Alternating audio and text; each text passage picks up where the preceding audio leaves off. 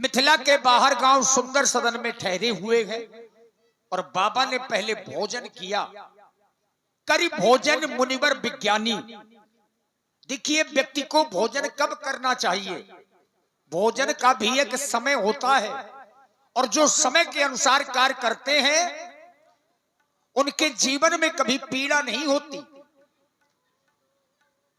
संतों का जो भोजन का सर्वोत्तम समय बताया गया है, सूर्यास्त के पहले जो लोग भोजन करते हैं वो कभी पेट के रोगी नहीं होते।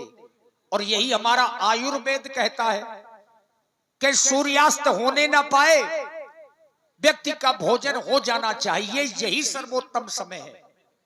और सूर्यास्त के बाद जो भोजन होता है वो हानिकारक होता है। आप भले ही चाहे जो कुछ खाएं। आज संतों ने यानी बाबा विश्वामित्र ने भोजन किया। अब चूंकि साधारण संत तो है नहीं, वैज्ञानिक भी हैं और इतने बड़े वैज्ञानिक हैं, एक बार ब्रह्मा जी से रुष्ट हो गए, क्रोधित हो गए, तो दूसरी सृष्टि बनाई जिसका नाम जरायुज पड़ा और ब्रह्मा जी के विरोध में सब कुछ बनाया।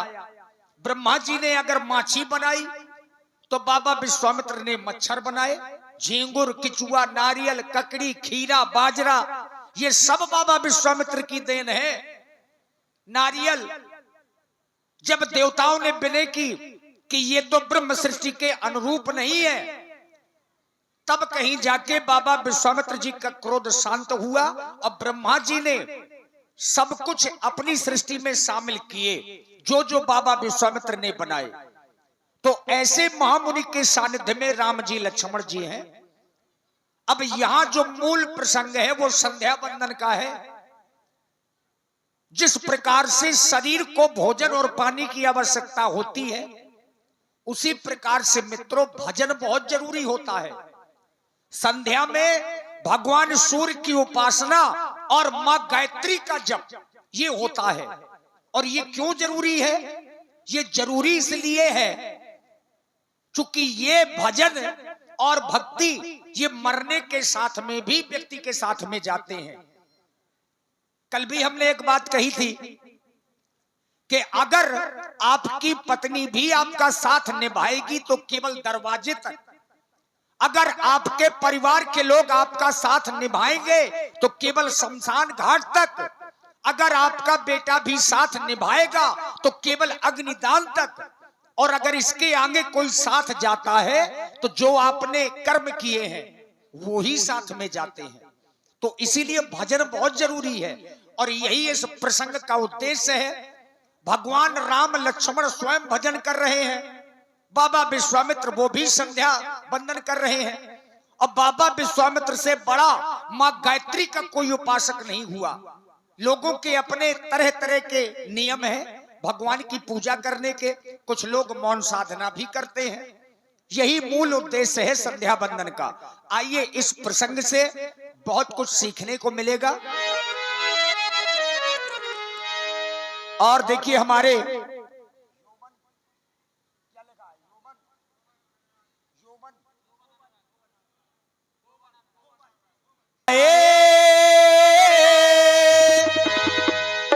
ये ज्ञान गंगा न ऐसी गंगा कहीं मिलेगी, ये तेरा जीवन ये तेरी भक्ति न ऐसी मुक्ति कहीं मिलेगी। ओ हो दरबार तेरे जो आते हैं मन की मुराद पाते हैं। दरबार तेरे जो आते हैं मन की मुराद पाते हैं। फिर कैसी तेरी है गंगा ये तेरी है। आजा रे माहिया को आ भी जाओ, आ भी जाओ,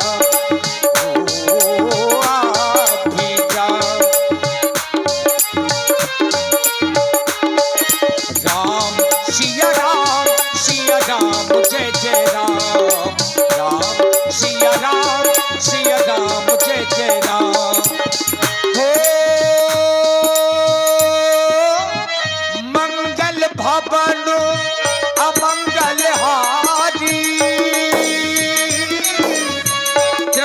सुदशरथ अजीर बिहारी। राम सिया राम जय जय राम। राम सिया राम जय जय राम।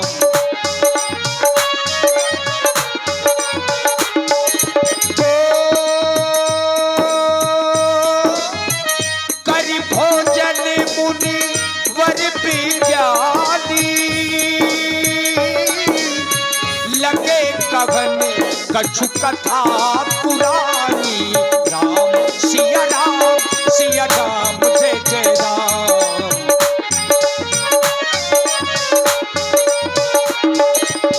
विगत दिवस गुरु आयस पाई।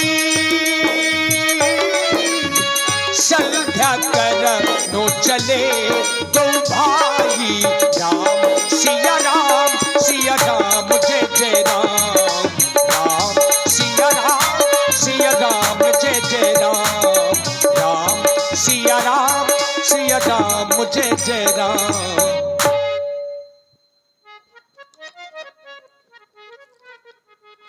और आप हैं 10 रुपए भाई रोज वह शुद्धात्मा लक्ष्मण। जैसा कि जब से तुम हमारे साथ में आए हुए हो, एक ना एक सुंदर कथाओं का श्रवण करते हुए आ रहे हो, क्योंकि उसका कारण है संसार के मानव के जीवन में केवल व्यथा होती है और संत के जीवन में केवल कथा होती है। प्रयास संसार का यदि कोई मानव हमें मार्ग में मिल जाए, उससे यदि हम पूछें तो वो केवल अपनी व्यथा ही सुनाएगा। और जब हम संतों के सामीप्य में रहेंगे तो संतों के पास व्यथा नहीं होती, केवल कथा होती है। और जब से तुम हम संतों के सामीप्य में आए हुए हो, तब से एक ना एक सुंदर कथाओं का श्रवण करते आ रहे हो। वैसे शास्त्रों के द्वारा बताया गया, कथा सुनने के भी कुछ नियम हुआ करते हैं। भोजन करने के उपरांत और शयन करने के पहले प्राणी को परमात्मा की सुंदर कथाएं सुनना चाहिए। वैसे प्राणी के जीवन में ग्रह कारज नाना जंजाला, प्राणी के जीवन में इतने ग्रह कार्य हुआ करते हैं कि उसे भक्ति करने का समय ही नहीं मिलता। तो उसके लिए एक सुलभ मार्ग है कि प्राणी कथा का श्रवण करे कुछ समय निकालकर, तो वह प्राणी उस भक्ति को प्राप्त कर सकता है। शास्त्रों में कहा गया, मुनि दुर्लभ भगति नर पावै विनय प्रयास। जे रघुवीर कथा निरंतर सुने मान विश्वास। केवल परमात्मा की कथा को विश्वास मानकर सुनना चाहिए। और एक बात बताए, जब भी हम कथा सुनने जाएं तो कभी भी कथा खड़े होकर नहीं सुनी जाती है। एकाग्र मन से एक स्थान पर ध्यान लगाकर परमात्मा की कथा सुननी चाहिए। दूसरा, जो कथा सुना रहा है तो सुनने वाले का कभी आसन कथा सुनाने वाले से ऊंचा नहीं होना चाहिए। वक्ता का आसन हमेशा ऊंचा होना चाहिए और श्रोता का आसन हमेशा नीचा होना चाहिए। धर्मात्मा राम, मैंने तुम्हें अनेक कथाएं सुनाई है। आज मैं एक कथा तुम्हारे पूर्वजों की सुना रहा हूं। तुम्हारे पूर्वज महाराज दिलीप हुए, बहुत ही प्रतापी राजा थे। चारों दिशाओं में उनका यश भ्रमण कर रहा था। जय जयकार चारों दिशाओं में हो रही थी, लेकिन दुख उन्हें केवल जीवन में ये था कि उन्हें कोई संतान नहीं थी। महाराज दिलीप विचार करने लगे, क्या हमें कोई संतान नहीं होगी? तो उन्हें सप्त ऋषियों के द्वारा बताया गया कि तुम्हें गौ की सेवा करनी पड़ेगी, एक धेनु की सेवा करनी पड़ेगी। यदि तुम एक गाय की सेवा करोगे तो तुम्हें संतान की प्राप्ति हो जाएगी। तो नंदिनी नामक गाय की सेवा महाराज दिलीप ने प्रारंभ की।